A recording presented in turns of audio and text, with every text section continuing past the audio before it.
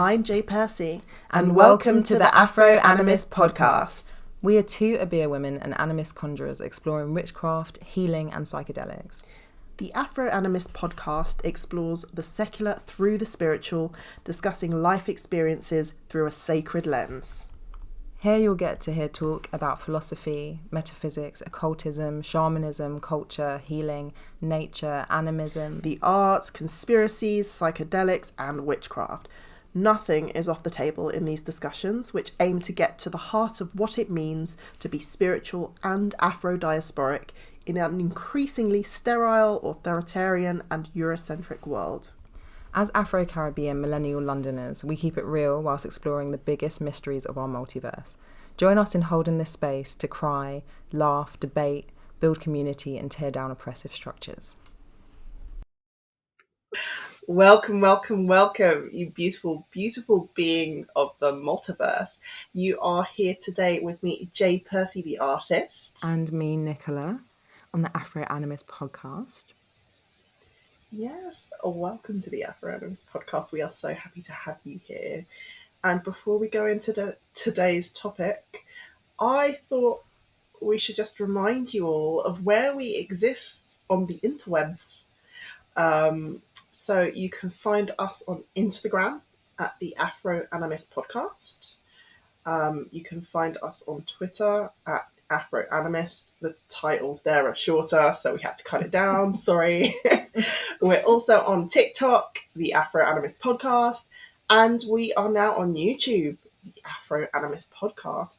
So everywhere online, we are the Afro Animist Podcast, but for Twitter, who have a lot shorter names, and hopefully Elon Musk sorts that out now that he's become the overlord of Twitter. I don't think we can have that conversation. I'm not ready to have that conversation yet.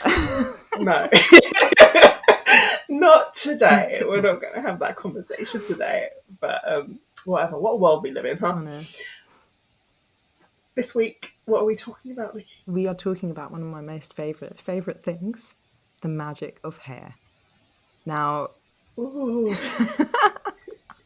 this podcast could be about 6 hours long, guys. So just bear with us. I think, yeah.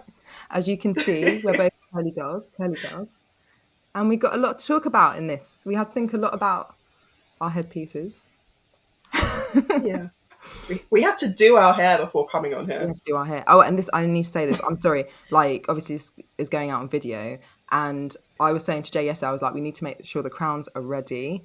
I didn't wash my hair until this morning. Now, if you have curly hair, you know what this means. This means that my hair will not be dry until tomorrow morning. So I was like, I'm sitting here looking at myself in this video, like said, talking about how fabulous hair can be. And I'm going to go through that. I don't know. Do you ever have that? You know, when your hair's drying and for me, there's like a 2-hour ugly stage of where it's kind of like half dry, half crispy. And it just reminds me of the 90s when we used to have like wet gel and just crispy hair. Anyway. Oh yeah, what was that about? That was whatever. That was an era. It was a fucking era, man. But like the side swoop, the slit back, the crispy curly ends. Do you know what? I never did that. I never had it. I could never do, and even now still, like I try and get onto the baby hairs and like do something about them, but they won't ever respect my life choices. Edges never respect life choices. No, they don't. I guess I want to kind of precursor this episode with a couple of caveats. We know we've got very many. Is that English? We have a lot of balls, queens, and kings that listen to us. Either you've chosen to shave your head, or you've lost hair through alopecia or cancer treatments. And I don't want any of you to feel like any less of a person in this episode. To quote India Ari, I am not my hair, I am not my skin, I am the soul that lives within. But as we talk about this vehicle of a body that we have, I think hair is pretty spiritual, it's pretty magical, which is why we're talking about it on this podcast, right? We talk about the mundane through the spiritual lens. Mm-hmm. So today we're really going to be looking at this idea of the hair, the crown chakra through that lens. So, yeah, I hope you can enjoy what we're talking about. Maybe you have some experiences around hair. Um, and, we'd love to hear about them. Put them in the comments, put them in the DMs. Let us know. You say stuff so beautifully, Jay. And yeah, we just Oh, thank you. again, it's like we're not telling anyone what to do or how to be or anything like that. But there is something amazing, I think, that we miss when it comes to our hair a lot of time, and especially as like ethnic people who don't have dead straight hair. And look, I don't actually like to even say ethnic people with that, because to be honest, even among my white friends, the majority of them have textured hair. And I just feel like throughout our history, as we know, especially when it comes to Black people, like the power of our hair has been taken away from us. But I feel like, even interestingly, throughout society, because we use our hair as a vanity thing and we don't necessarily understand the different levels that we have when it just comes to the body vessel and all the different ways that it works. Like, I think we're missing out on something pretty big. One thing that always used to I've always had long hair as well, and it's like I feel like I need to have that. For me, it just feels most natural. But I used to always straighten my hair as well, which Really? What yeah, what compelled you to do that? is how I was brought up. And like, what's crazy, right? My granny was Jamaican, but she had straight hair. I've never seen anyone with hair like hers before. So it was like, it was coarse, like Afro textured hair, like kinky hair, but it was straight. It's so crazy. Yeah, I know what you're on about. Like, Yeah, it's like if you were to zoom in, it's like it's tiny micro curls, but it just lays just lays straight. very straight. Exactly. It's just it possesses more of that stiffness that perhaps Afro hair. Am I getting that right? Yeah, basically. Yeah, Exactly. yeah. And so my granny always had really long hair, and she would always tie it up. She'd always do like these, she tied it into two plaits and then she wrapped them around her head. And but then her children all have like really like quite kinky hair, not the most kinky. But that, at the times, coming home from Jamaica in the 60s, having your kids, and then the hair's just, it's just one situation. It's just the hair's being blown out, hot combed, scraped back. Like, so my mum never really knew how to do like her hair naturally. She always did the same thing when I was going. She'd do relax it, have a blowout, and then she'd like tongue it all and brush. It was some long process. Not longer than my process now with my natural hair, though, if I'm honest. And she would just blow dry. She would just blow dry my hair. So I had like proper ringlets, like when I was a little girl, like dolly ringlets. And then she just started blow drying it. And so for me, it was just like, that's what you did. You just blow dry it. And it would be, I'd wash my hair like once a week, maybe every 2 weeks, because it took like 3 hours to blow dry my bum length hair. And it wasn't until I got into my 20s, after going through like a whole life of blow drying, and then obviously when GHDs came out, babe, my hair never grew past this length, because I was straightening that shit every day to have this kind of like Yeah. perfect hair, straight, or perfect straight hair, whatever. And it wasn't until I was like in my 20s, and I just was like, fuck this, I just can't be bothered.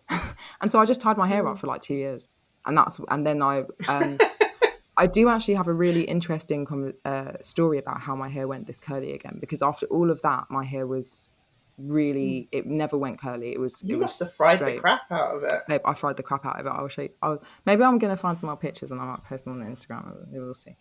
But I do have a really interesting story that I will tell you. I don't have to tell you right this moment because I want you to speak, but that I will tell you about how my hair went back to being curly, because it was a completely like spiritual fucking moment when I actually started taking care of my like hair as curly hair, and I had like such a deep experience with it. But what about you? Have you always had your hair natural, or have you straightened it when you were growing up? No. Do you know what? When I was a very small kid, my mum, she, this is one of the things that I will definitely like write home about my mum. She, every Sunday without fail, she would wash my hair. She would condition it with like an egg or some mashed banana or something. She would deep condition. She would comb through, detangle it, and I had like waist length hair. It was very long. If you were to straighten it, it would probably touch my bum. And, you know, for special occasions like Christmas, it would be the hot comb. Before we had electric straighteners, it would be heating up this comb on a stove and like you're having to hold your friggin' ears. And I had long hair, so it took like a long time. But every week for like 4 hours, it'd be deep conditioning, washing, and then she would blow dry it. She'd blow dry it. So I didn't really know my texture for a while because it was just blow dried. And then she would plait it all up very neatly. And my hair got very long. And then one weekend, I mean, I feel like every week is trauma time with Jay. Oh, yeah. But one weekend I went to my dad's house, my dad and his wife at the time, and I think we went swimming or something, and I don't think that we used a cap or whatever. So when we came back home, I used to go every other weekend to spend time at my dad's house, and every time he couldn't get the comb through the hair, he just cut it. And he said to me, I was 8 years old. He just said, "Oh, we're just going to trim it up." Him and his wife at the time sat behind me, and they said, "Oh, we're just going to trim up the hair." And I didn't know what they were doing. I was playing with my dolls while they were doing my hair. And then at the end, they go like, "Look here," and they just showed me this big ball of hair, and my heart sank. My heart sank so hard. I cried. I really cried. I looked in the mirror, and the first thing I said was, "I am ugly." And I felt it, and I feel it now telling you this story. All at school, everyone was fascinated by my hair. There would be little girls who would run up to me and tell everyone, "Oh yeah, that's my cousin," just because I had this long, beautiful hair. Like it was a big part of my appearance that, you know, the small children at school, even at age 6, like made a big deal about. So to have all of this cut off, and then his wife styled it with like a little top, a thing at the top and a thing at the back, and it was like that long. Bear in mind, it was something that, you know, people in my class would tie to chairs for a joke. And when my dad dropped me off back home, he didn't park up the car. He sort of hovered outside, dropped me at the door. I rang the doorbell. I went in. My mum sort of looked for a second but didn't. But as I went up the stairs and she looked at me running up the stairs, because there's stairs that come straight to the front door, she started screaming, and it was a whole argument between my mum, like screaming at my dad in the car, and it was just horrible. It's probably one of the most traumatic things I've ever been through in my life. And I honestly feel like I lost a lot of power, I lost a lot of self-esteem with that happening. So, sorry, I'm aware this is a bit of a long story. I'll get to some kind of ending. So, yeah, after that, he suggested, well, why don't you relax her hair? Because every time my mum would put her hands in my head after that point, she would just cry. So our ritual, like one of the few things where I actually had a calm, non-stressed mother, because she was stressed all the time growing up. Like that was the once a week where I had like a calm, stress-free mum. That bonding ritual went just like that, gone. And every time she put her hands in my head, she would cry.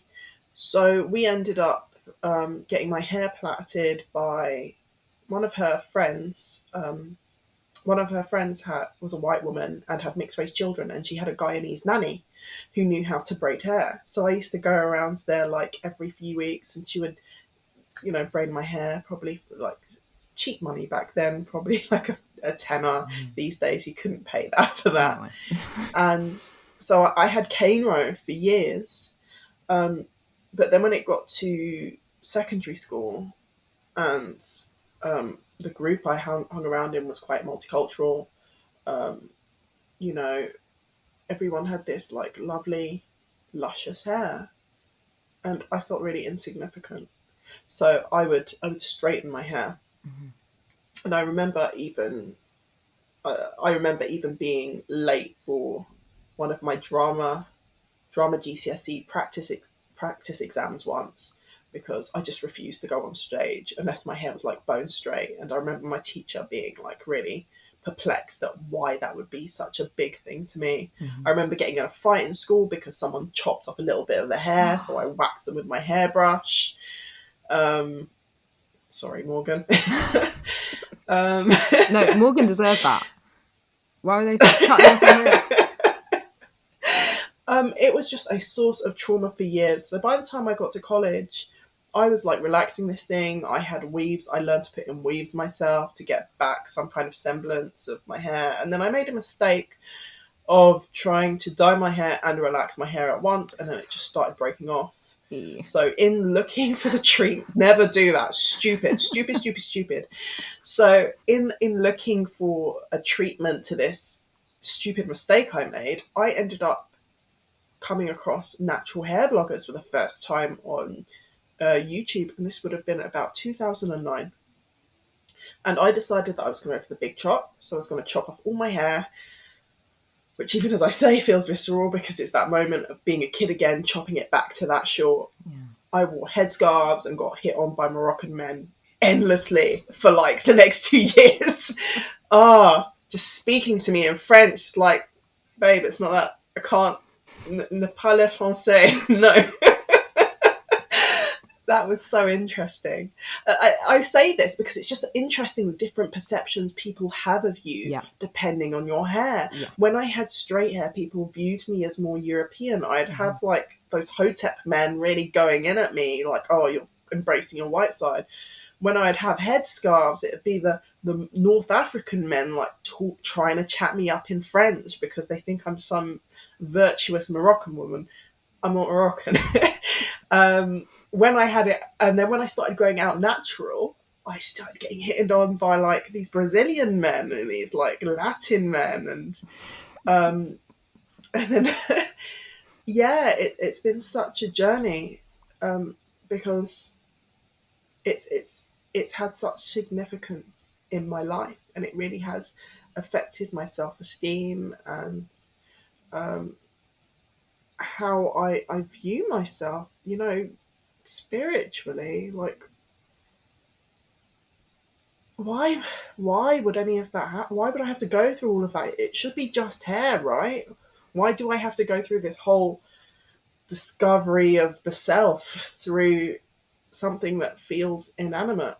Which I think brings us on to the sort of main bulk of what we'll be talking about today. In that hair, we're taught is inanimate and dead, but it's really not. And there are several different cultures, from like Muslim to Kemetic to Sikh to Jewish to Rastafarian to Christian. We have so much doctrine that tells us that hair isn't just hair. It's a source of power. It's a source of identity in a tribe. So going through that journey really just has been a question on my identity to a tribe, my identity to my spirituality, which I guess is why we decided on this topic last night. I think the last couple of episodes we have a whole long list of episodes we're going to do. Like, it's so long. You guys are in for a treat. But the last couple of episodes we've spoken about something or sent each other a post and be like, that's the one we're talking about tomorrow. And that happened last night. And we're like, that's the one we're talking about tomorrow. Yeah. Because it's important. It's important to us in different ways. 100%. Or same ways, and even. I think it's so important, like, actually your story to link into like the importance of it, because obviously that's multifaceted. We have like an importance in the way you look in society, which is, I think, where the issue when it comes to hair, full stop, and feeling ugly and all that kind of stuff, that's where that comes from. It's what society is telling you is beautiful. And obviously, until very recently, like when I started wearing my hair curly, no one was into it. I was just wearing my hair curly because my hair had changed. It had like reverted back to how it was originally, and I literally didn't want to go through the whole rigmarole of, I couldn't be bothered was the main thing. But I also thought, actually, maybe I should have curly hair. Like, I haven't dyed my hair since, I don't know, for like 15 years. I used to dye it all the time. And then there was a moment where I was like, my hair color is really beautiful. Like, I actually love my own hair color, and out of all the colors that I dye my hair, that's the color that suits me the most. And then there was another realization with the curly hair thing with that. But it takes a massive strength, and it took a massive strength like 15 years ago to make that decision, when you couldn't really get the hair care products. Nobody like really accepted that. Like, I'd go to job interviews and be told. I remember one time I went to a job interview, and I had like essentially the same hairstyle I would have if my hair was curly. Like, I just had this bit kind of tied back, like really neat, like kind of back office do. But because it was a bit textured and it wasn't like, the woman literally said to me in the job interview, when you go in to do this work, like, you're going to have a different hairstyle. And I'm just like, oh, okay, cool. You know, What? yeah. And this, I'm talking about like fucking 2010 or something. It wasn't that long ago. That long ago, yeah. So there's this whole connotation about looking messy, looking ghetto, not being neat, all that kind of stuff. And obviously because we've had this blonde, white, tall, thin standard of beauty for so long, I just, you know, but I think there's also something deeper to it. So the feelings that you have when it comes to that like, it's so horrible, Jay. Like, what a trauma, actually, for a little girl, especially. I'm not limiting it to little girls, but especially who's got long hair, mixed race. So it is a big deal because not everyone has it. It makes it's a unique part of your story. So then for that to just be taken away from you like that is fucking traumatic. And of course it's going to make you feel ugly. But then there's also something else behind that, where you had this connection with your long hair, your like virgin baby hair that was long, and it wasn't about it being long, but it was about it being uncut. And that's what we're talking about today. Like, when you're in this kind of spiritual connection to the hair, where it is an extension of you and your body. So if that just goes like that, especially when you're a child and you're open, I can imagine there would have been there would have been a special kind of void, like, for that loss, because it is deeper than just looking in the mirror. Unexplainable. Unexplainable, exactly. Unexplainable. It felt like a piece of me was missing. Yeah. You know, like phantom limb syndrome? Because I used to be, I would like chew my hair all the time. I'd be playing in my hair. My hair would be, it's there. And then going to this place where I'm expecting it just wasn't there for the longest time. For it to be all like cane road up and to my skull, you know, it taught me about the beauty of cane row. It taught me about the beauty of protective styling, but it also, I think it's one of my earliest losses. Yeah.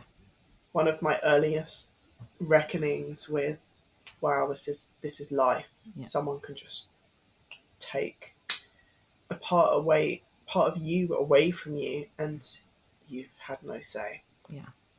And obviously there's this whole, you know, this is one of the things, like, culturally throughout history, one of the techniques that enslavers or colonizers have used to take away the power of the people they're going to colonize is to shave their head. Now, why would we do that? You know, and you have to think, because hair is an identifier of tribe identity. They did this to the native people of Turtle Island, now USA, and Americas, and they did this to Africans who were captured and enslaved, because depending on the tribe, depending on your marital status, depending on your age, depending on your status within the tribe, you would have different hairstyles. There'd be different beads. There were different hairstyles you could or couldn't have, because, you know, that was assigned for a very specific type of person within your tribe. This one's for a healer. This one's, you know, for a woman who's just been married. All of that. Yeah. This one's for a warrior. Yeah. And we see the same thing on both sides of the pond, that the hair had a huge cultural significance to indicating what tribe you were a part of and who you were in the world.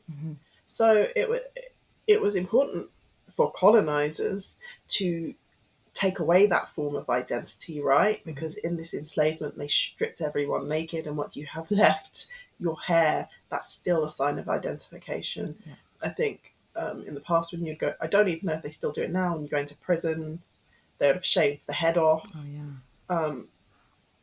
It's, I think the people who do these things on the front line, they probably don't hold the knowledge as to why they're doing that. They're just they're order followers, Oh good yeah, old Nuremberg defense. yeah. But I think that there is a system behind that where they definitely understand why we shave hair, and it's not just a tribal thing. It's also how spiritually significant the hair actually is in terms of intuition, Mm-hmm. in terms of you know um, communicating with the environment around you and having all of your full senses. It's a sensory organ, Mm-hmm. but we in the West, it's just something to cover in silicone, straighten with our GHDs, and slap on the front of Cosmo magazine. It holds no importance No. except for purely aesthetic value Mm-hmm. in this culture, Mm-hmm. which in my heart of hearts, it's never been that way for me. No. The same for me. But having like a conscious understanding of it for me came through Mm, experience, like completely. So like I yeah. said to you, I was straightening my hair all through my teens, like really didn't feel like myself again for you because I'd grown up with this really long hair. I used to have what I called like a Mm. Tomb Raider plait, like a Lara Croft plait that would go down to my bum, and I would Yeah. just like whip the boys with it at school. I'd just be like with my plait. And then obviously getting into being, right, going to secondary school, and then all of a sudden everyone's got all this luscious, amazing hair, and they're trying out all this different stuff, and getting into straightening it. There was one time I went to school with my hair not straightened, and literally the conversation the whole day was about that, and I was really shy, so it was just like I couldn't go back with my hair not straightened, so it just became the thing that I did all the time. And then, like I said, I left school. I'm an athlete, like, and I was doing stunts, so I was training a lot, fucking straightening my hair, going through that whole rigmarole every week of doing it. It was so much, and I just couldn't be bothered, and I didn't care in that way anymore. Yeah. So I just stopped straightening it for a little while. Mm. And then but my hair was in this weird kind of place where it was, as any of you will know, when you're straightening your hair for years and years and years, it does literally kill the hair. All the curl will drop out. It's just damaged. Mm. It just is, dead straight, weird hair. And it wasn't doing anything nice. But I basically, my second ceremony that I ever did with grandmother or ayahuasca, I went up to this place to do it in the country, and it was a very interesting session for me because I was all of a sudden put into this kind of group of people that I didn't know any of them. I was also suffering with fibromyalgia, which I didn't know that I had at the time, but I was all of a sudden, I was just like in crazy pain all the time. I couldn't recover from my training. So I ended up, making it like fucking pilgrimaging to this like ceremony and having this deep ceremony. It was crazy. I'm not going to talk about it too much now, but it was crazy for me. It was very hellish. Mm. And I literally I felt like I'd been dragged to hell and back. And then the next day when I kind of came out of it, that's what I looked like. My back felt better though, like my fibromyalgia felt better. And then I kind of jumped. I took a journey down to Devon and I jumped in a stream. And when I came out, my hair was like this. And I can't tell you how weird that was for me because it hadn't been like that up until that point, not since I was like 3 years old. So I kind of got out. Babe, My hair where's was this magical stream? start more, babe. Start more. Start more. That's why we need to go. Um, magical stream of curly hair. So it's just got loads of conditioner in it. No, basically. So then I had this curly hair, and all of a sudden I was like, "What the fuck do I do with this?" Because it couldn't, like, to the point where the products I'd taken with me on that trip would not deal with this hair that I'd just woken up with that day. It was so profound. I almost can't explain. And I had started to have these feelings. So I then started to pay attention to what it really felt like when I was walking around with my curly hair out. And I'm telling you, man, I felt so like connected, but I also felt really like everything was at the surface. So I started to really recognize that when my hair was down, especially when it was curly, I felt like I was taking on so much stuff. I at the time also was really into, like, I was doing my Vedic studies, and I was taking my initiations with my gurus and stuff in India. So I started to receive a lot of teachings about hair from them, and it's a completely different understanding to kind of what we have, in the sense of, like, if you see a woman with a head wrap on, sometimes as a Westerner who doesn't have those rules or things in your life, it can be like, why is she having to cover herself up? Why is she, do you know what I mean? All those, I feel like those are sometimes the main issues for people. Well, for just to interject, for a very long time, when Islamophobia was the popular thing in front of the Daily Mail, they pick a new racial target every decade. It's just throw a dart at a board. Who do we hate this decade? But for a while, we remember it was Muslim women. Why are they covering their hair? How dare they? If they come into Western society, they have to follow Western rules.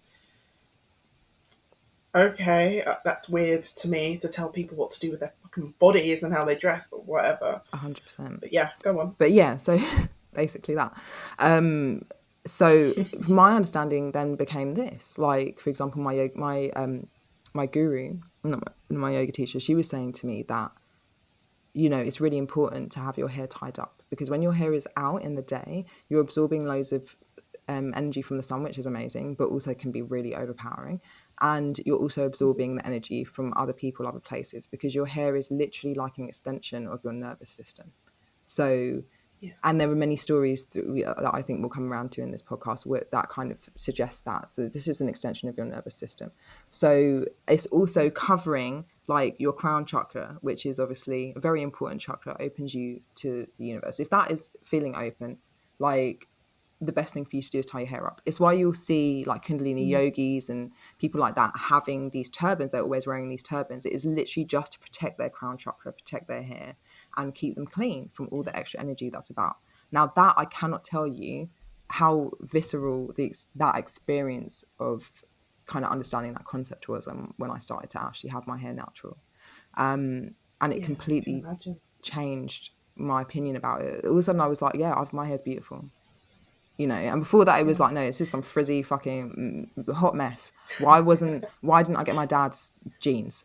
Literally those thoughts and feelings, like, but there's something very special about it, for sure. Yeah, I think within that tradition you're talking about, it's advocated that you have a rishi knot, and it's believed to absorb, the hair is believed to absorb and emit spiritually pure vibrations. So a rishi knot, tying it in a knot at the top of the head, the circular shape keeps I'm sorry, I'm reading from my notes here. The circular shape keeps energy moving in a clockwise manner, and the energy retains in the body. Actually, that's the first time I'm like looking back at my notes and seeing the clockwise manner, and that didn't even link in my mind when I was writing my notes to the fact that when we talk about Afro hair being a spiral, being the shape of DNA, being the shape of the Fibonacci sequence. Here's an excerpt from Blacked Out Through Whitewash. Spiral hair has higher magnetic attraction for higher energies. It may also have the ability to concentrate or focus these higher energies like a magnifying lens, concentrating sun rays. Whatever abilities it has are surely increased and intensified the nappier the hair is. Not my word. I wasn't use the word nappy. Thus, the nappiest hair, the hair which African people are conditioned to reject and despise the most, turns out to be the most valuable. I think she's using the word nappy here as a reclamation word, like the N-word. It's not a word that I'm particularly fond of because its connotations and relations to slavery.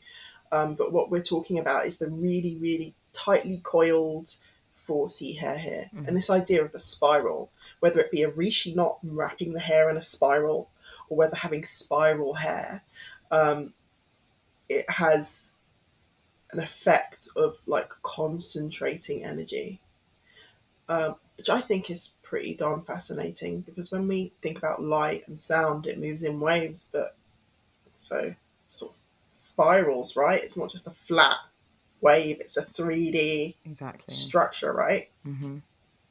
So how spiritual is the hair in essence? And we just simply don't have the science to or the language to quantify or qualify that as yet. 100%. I think it's another one of those things, isn't it, of like remembering. So this is just simply stuff that has been forgotten, usually because it's been taken away, because it's empowering. Yeah. So, you know, I it's just making me think about as well, like, and this is a story that I absolutely love. Oh, I should have researched it. Because I'm thinking, I don't know. So there's, I'm not sure what war it was, but in America, Yeah. I feel like it was maybe Second World War, possibly even Vietnam. I'm not sure, but I think it was the Vietnam War. So I've read loads of things, yeah. and back in the day when I was you weren't really finding this information about kinky hair. Like, you weren't finding out about curly hair specifically. You were just finding information about hair. So like back in the day, this is something, again, like when I started to have my experiences, that really spoke to me. That apparently when a lot of Indigenous Americans were enlisted to be in the Vietnam War, we think, they obviously shave their heads because that's what they do. So what they went to certain tribes, and they found the most amazing trackers, because in Indigenous Americans have like literally this old amazing ways of tracking, like spiritual tracking, that we cannot understand because it is spiritual. So, you know, the American army can recognize that these people are insanely skilled at this, but they don't know why. They enlist them for that job for the war. Okay, so you're going to be our trackers. Shave their head, and they completely lost their tracking ability. And the whole thing was that it was like, it's our hair that connects us to the world. This is where we are able to, I think a great example of this is Avatar. Now, if you can remember the film Avatar, and how they connect their when I saw that shit, I was like, oh my God, Cameron, you know, you've done your research, bruv. Because like, you know, the way that they connect in like that, that's exactly what I understand it to be. Obviously, we don't physically do that, but like, that's basically the understanding of it. If you haven't watched Avatar, they have these long like locks, which they will literally connect into the flora and fauna around them to gain, to connect back to the grid, the spiritual grid. It's literally like they've got nerve endings, so active nerve endings in their hair. And so then all the other beings, all of the plants, it's good. It's a gorgeous concept. All of the other beings, all of the other plants on this planet, you can connect in. They all have this kind of open nervous system that can plug into each other. Now, as a visual, that is phenomenal. It's such a beautiful visual, because I genuinely feel like that is how it works. Even though we don't physically do it like that, that's what we're doing. And that's the part that we don't understand, the nervous system that is outside of our body, or the connection that we have in this electromagnetic aura that we now know is proven to be there. But the lack of understanding in those spaces means that this can seem like really fucking out there when it actually isn't that out there. Definitely. And do you know what's kind of weird is this wasn't not in the European / ruling class colonizer realm of understanding, because we can go back to the Bible and we look at the story of Samson and Delilah, who, you know, Samson, I can't remember what tribe he was from, but he was basically trying to marry women or get in with women of other tribes, and you know, he was advised, we don't do that. He ends up meeting this woman Delilah from who was a Philistine, and her whole MO was to go in and find out, like, this guy had strength. He like beat up a lion. I am so sorry if I'm butchering the Christian religion. So he's able to fight a lion. He is like this Herculean type character, and this Delilah is given the covert mission of finding out how this guy has such strength. And she gets in with him, you know, honey traps him, and he's sort of like, I think maybe she's after my secret for my strength, not sure. But eventually they get very close. She honey traps him successfully, I guess, and he reveals to her that, you know, the strength comes from my hair. So while he's sleeping, the Philistines cut off his hair, and Samson is now weakened, and this enemy of this tribe is essentially taken out. So this was in the European sphere of consciousness, because Christianity is the moral universe that unfortunately rules the West. So it's not like it isn't known. It's just, I guess, when we've taken things like Christianity in the West and decided that we're a more secular society, we've completely thrown the baby out with the bathwater, and we don't understand that these stories, maybe they're not accurate stories, but they are actually like allegorical, and there's something to teach us in here. Which is why I guess anyone who ever sees that I'm an Obeah woman and tells me, "Oh, you need to find Jesus," like, bitch, I understand the Bible better than you. I'm sorry. But these, sorry, tangent. These things are understood, right? They're understood. They are understood. So I guess my question to you then would be, if we know these things, what would this mean for people who are choosing to remove their hair? What does this? I'm not asking you, no, thinking that, oh my god, she's going to have an answer. But what does this mean? Maybe this is something we can talk about and try to understand here, right now, in this space. I'm glad you don't expect me to just have the answer.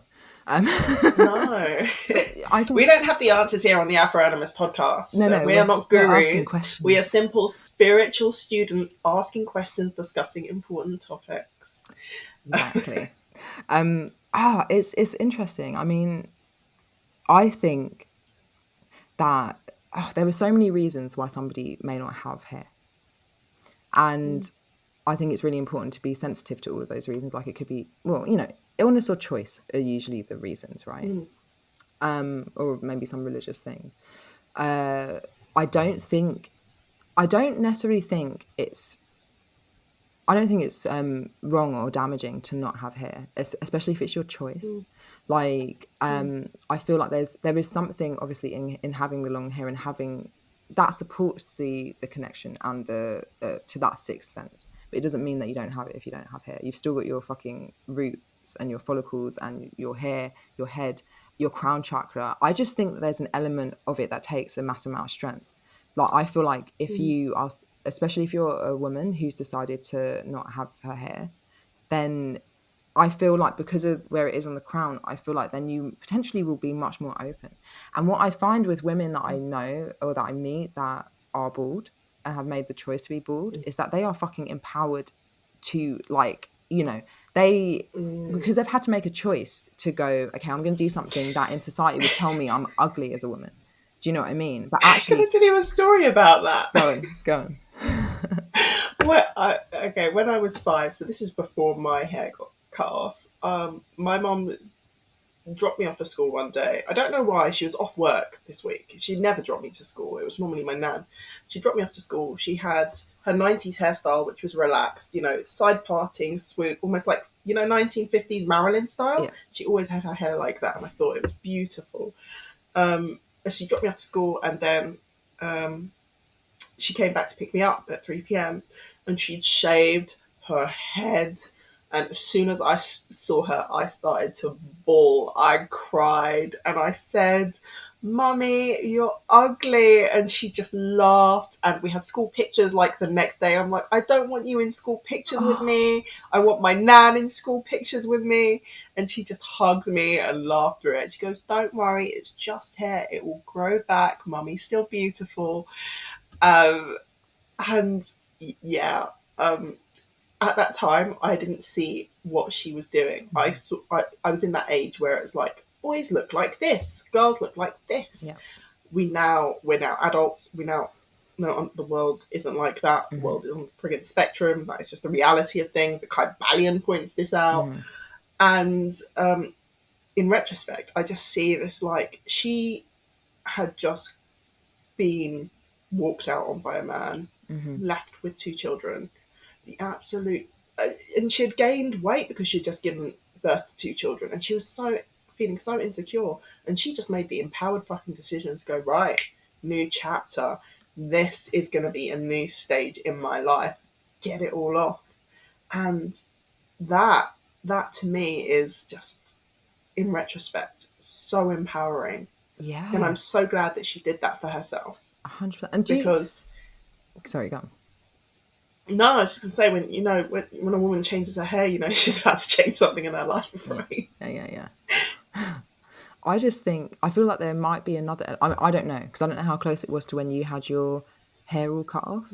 But also, I feel like for your mum, for when you came back and she cried, I totally get that reaction. But also for you as a child, that must have made it worse. Do you know what I mean? Like, okay, there is really Yeah. something wrong with this. Like, but as your mother, at some stage after that, shaving her head, I feel like could also have been a bit of a support towards you. Do you know what I mean? Or even if it's subconscious, like Yeah. because of what you, just to Yeah. give you that lesson, like it's so fucking beautiful. Even if you didn't receive it when you were that age, even if you only received it as an adult, to give you that lesson. Because again, that's another really important facet of this. Like almost every single woman I know will do something different to their hair when they end a relationship. I always do it. Like when something big changes in my life, I will just cut my hair. It's just, it feels like Yeah. necessary, and it can feel like the biggest release. And so if we're thinking about it like that, like, okay, we're going, oh yeah, you can have long, glorious hair and be so connected to the universe and just like so psychic and with the animals. But the reality is that is a fucking full on thing to have. And it can be really empowering and really healthy for you to remove that dead energy. So you hear about this a Yeah. lot, like it holds on to energy, your hair, especially if you have like, Yeah. if you have plaits or you have locks or things like that, like your energy will, I feel like even with the curly hair, because of the spiral nature of it, it holds on to the energy in a different way. Yeah. So then if you want to create a Well, yeah, change, certain readings. This is why I always wrap my head. wrap your head, exactly. Sorry. That Yeah. you're right, exactly. So if you think about it like that, in the sense of oh, I've lost my train of thought now. No, you were talking. I'm so sorry I interrupted. You were talking about how empowering it is to be able to make a change and get rid of the dead energy in Yes, your yeah, hair. exactly. So that I think we naturally do that. So we naturally go, okay, I need to make a change, and then we'll just chop off a load of hair. I also used to I really got into the idea of when you would cut your hair, so cutting it around like the new moon, linking it towards Yeah. that. So again, a lot of indigenous tribes, and I think a lot of the American indigenous would do things like that. So when they were going to cut their hair, it wasn't like they would have their hair long forever and ever and ever. If someone died, you might cut your hair. If you wanted to create a change, you might cut your hair. If you wanted to let go of some old energy, you might cut your hair. So it's then how you cut your hair and when you cut your hair, the reasons that you do it. So for us, I think it's really good for people who are into this stuff to kind of be aware of like the energies of the universe, what the moon is doing, because you can then completely link in those energies with the ritual of cutting your hair and actually make it a thing. So that's a really beautiful thing to be able to do, to go, okay, with the new moon, I'm going to do some letting go so that I have the space to move into this next phase, like get rid of that shit. It's such an amazing thing to be aware of, I think, because it's another place where Yeah. you have complete control, if that makes sense. Yeah. Apparently, cutting your hair on the waxing moon is supposed to increase your power. So the waxing is when it just comes out of the new moon and it's just grow. Just growing. Is it the other way around? No, that's the right way. Because Yeah. I remember it like this: waxing, waning. Yeah. Waning to me sounds like on the way out. Yeah. So as the moon is growing bigger, that's a really good place to cut it, to increase your strength, your power, your vitality. And I think there's something so beautiful about this idea of picking. I mean, we're all about ritual here, right? It's what we do as animists, about picking a time and a place where you're like physically marking this with the universe and almost like collaborating. Like, this is when I'm joining you in union and taking on that power by doing this ritual. When I think about hair rituals, I've always known my grandmother. I never quite understood. I think it's a very Caribbean thing. When you brush your hair, you take the hair off the brush. You either burn it or you flush it down the toilet. Yeah. And I think at one point my mum had to keep telling my nan, stop flushing it down the toilet because you're going to block the drains. But it's and then when you look into like roots of like hoodoo, obia, voodoo, you start to see that this hair actually can hold power and can be used in spell work. So the last thing you want to do is piss off the wrong person and take your hair and for making or be a charm. Babe. Next thing you know, Babe. you're yeah.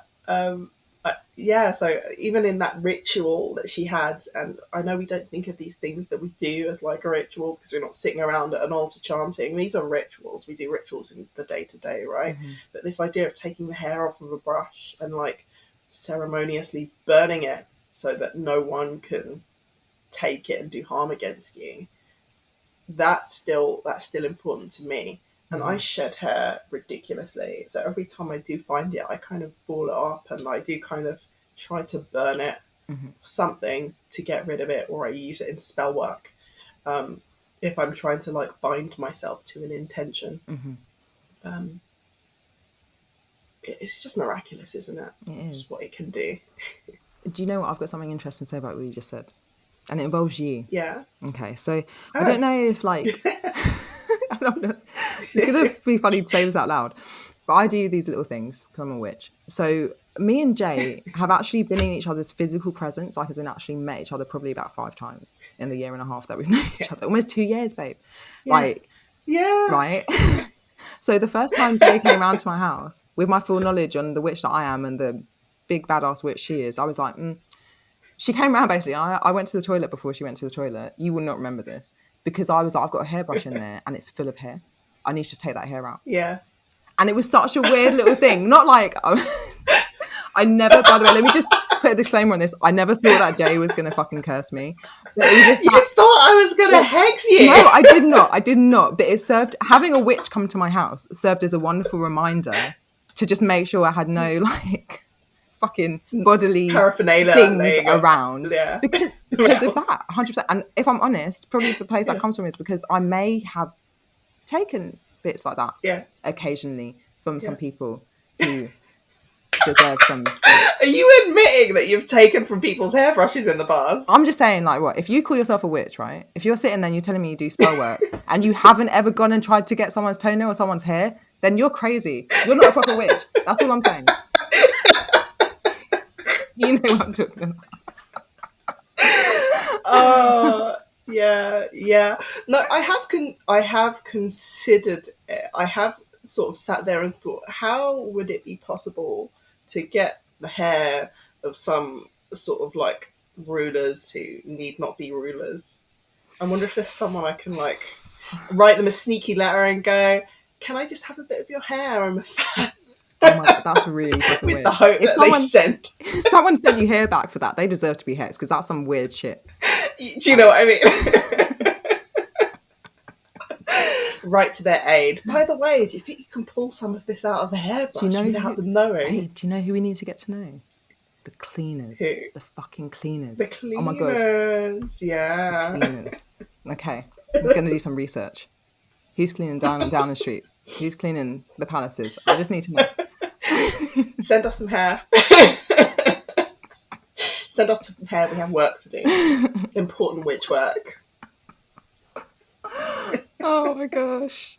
So it is. Remember, on this channel, we advocate hexing where it is needed only. Exactly. We don't advocate like hexing someone's baby mama for stupid this or stupid that. Like, let's use our hexes responsibly. Yeah. We have a whole societal system filled with stupid rulers who are probably the better recipients of that. Possibly, yeah. Back to hair. Back to hair. Okay, so this is also a really interesting thing about hair. Okay, if you were to never cut your hair, it would grow to a certain length and stop. Right? Why? Do you say why? Yeah, why? I don't know. Yeah. But let me look on the internet. Basically, apparently this is just like a thing. So your hair, everybody has a certain length their hair can grow to. Like, so you have some people go like, my hair will never grow past this. Like, for some people that's really true, but I think for most people it would be like bum length, anywhere to like the floor or just past the floor. If you allow it to grow to that length and don't cut it, then your hair will stop. It will stay at that length, and it is almost like then that's it at its complete organ. As you cut your hair, let me see if I can find the I literally had it up here. So Yogi Bhajan says this. Yogi Bhajan has a lot to say about hair. When the hair in your head is allowed to attain its full mature length, Then phosphorus, calcium, and vitamin D are all produced and enter the lymphatic fluid, and eventually the spinal fluid through the two ducts on the top of the brain. This ionic change creates more efficient memory and leads to greater physical energy, improved stamina, and patience. So the idea behind that is that you're constantly, all your body systems all take different amounts of energy, right? So to grow your hair, it's taking energy, like from your, you need to fuel, you need to eat to grow your hair. So if your hair's cut and isn't at its full length that it could be, then it will always be trying to get to that length. Now, if it was left to be at that length, then you would all of a sudden have all that energy that was being put into growing your hair, put into other body systems, right? You then have this release of chemicals and whatever that are there because the hair is allowed to be at its full length. That, I just think that's really interesting, and it makes a lot of sense. And then the fact that fashion is so wrapped around, no pun intended, our hair, you know, where for women it's been like, again, I totally agree with it being empowering to especially to be a woman, and especially to be a woman who likes to sit on the side of being a feminine woman. To shave your head, I think is fucking empowering, to step out of like the idea of what beauty is. But if we can imagine like that your hair is an organ, and if it was allowed to grow to that length, then you would actually have all this extra energy. I just think it's a really interesting thing to think about. Fashion for women is always about cutting your hair, dyeing your hair, doing something crazy to your hair, you know. And what does that take away I from do us? think I think it's a conspiracy. It's a fucking conspiracy.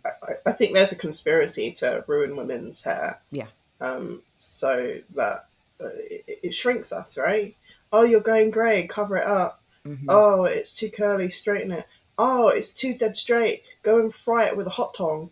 Like, conspiracy. Fucking conspiracy. Leave it as it is. And do you know what, babe? I'm actually cover it, dye it, bleach it. I'm quite excited to get. I mean, maybe the greys on. My mum has. I used to call it rogue hair, like Rogue from X-Men. Oh, where like she's got a bit of pepper grade going through now because she's almost 60, but she had just like this one fucking streak, and it used to just excite me so much when I was little. I was like, that's how I'm gonna go grey, and it started to happen. I'm really happy about it, and nobody around me can understand why I'm so happy to have these grey hairs. Like even saying to my partner, like, oh my god, look at this, look, I've got 3 grey hairs, like, oh my god, it's becoming, and he's like, Nikki, you're gonna manifest more grey hairs, and I'm like, bitch, that's exactly what I want to do. I want my rogue streak. I want to look like a wise sage. A wise sage, yeah. Like I'm excited to have. I'm excited to have. I think grey hair. The only thing that I'm worried about, and this is vanity, this is pure vanity, is that already the grey hairs that are coming through, they're a bit of a different texture. They're a bit more frizzy, and I don't know if I want to have. I just don't want to go there. Have to figure out the new product. You're going to have to establish a whole new routine to deal with the fact. Actually, okay. So, can I ask this? It's another shout out to the peoples out there listening to us. If any of you are going grey, you're a curly girl, and you know how to handle the transition of having like some like melanated hair and some grey hair, and how you do the products different and stuff, please just drop me a DM. I'll forever be indebted to you. I think this is knowledge that everyone needs to know. That everyone needs. Because eventually everyone or most people go grey, right? Eventually. How do we manage that? I'm not ever going to reach for the box size. That's never going to happen to me. I used to do it, but now I watch Brad Mondo. I don't know if you know who he is, but he's like, I'm his number one fan, and he says no box dye. So don't do it. Who's Brad Mondo? You don't know who Brad Mondo is? Why does he say no box dye? Brad Mondo? Oh my gosh. Okay, he doesn't know loads about curly hair, but I feel like I'm now a qualified hairdresser because I've watched all of his videos. So if you want to know anything about how to cut, dye,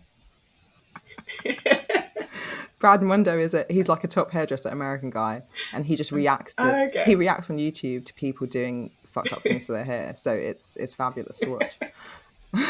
Yeah. So no box dye. No box dye, babe. Let's make a pact on this channel that we're gonna wear our aging hair gracefully without worry about male gaze, about bitchy female gaze, about anyone's gaze. Like, it's an extension of yourself, it's an extension of your thoughts, your feelings. It's an extrasensory perception organ. which is essentially what it is. It's not dead, it's a living thing with its own living will. Let's work with it.